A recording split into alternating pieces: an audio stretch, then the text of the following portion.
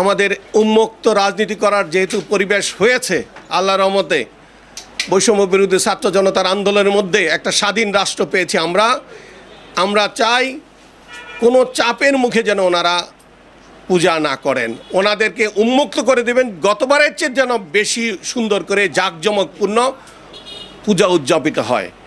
আর যদি এখানে কোনো কারো স্বার্থ, কোনো কারো ইন্টারেস্ট, কোনো কারো চাঁদা এরকম চিন্তা করে যদি পূজাকে ডিস্টার্ব করা হয়, আমি শফিকুর রহমান কিরণ হলফ করে বলতে পারি তার শরীয়তপুর জেলা বিএনপির সদস্য, শরীয়তপুর জেলা বিএনপিতে তার সদস্যপদ খারিজ করে দেওয়া হবে। সে শরীয়তপুরে বিএনপি করতে পারবে না, জানি না সে অন্য কোথাও করে কিনা, কিন্তু শরীয়তপুরের মাটিতে আমি তাকে বিএনপি করতে দিব না। এটা অ্যাক্টিং চেয়ারম্যানের নির্দেশ।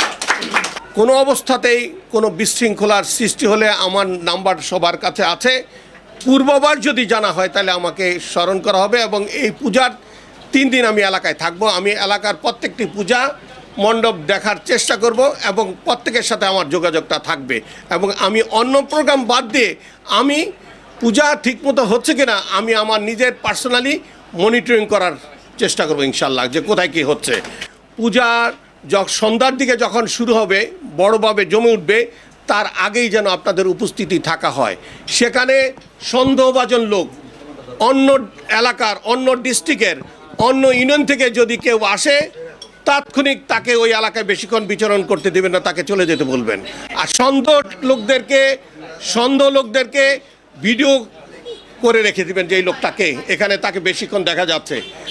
তাদের পূজা করবে ঠিক আছে, কিন্তু আমরা যারা বিএনপিকে তারেক রহমানের কর্মী হিসাবে আমরা যারা প্রমাণ করতে চাই, আমাদের দায়িত্ব বেশি।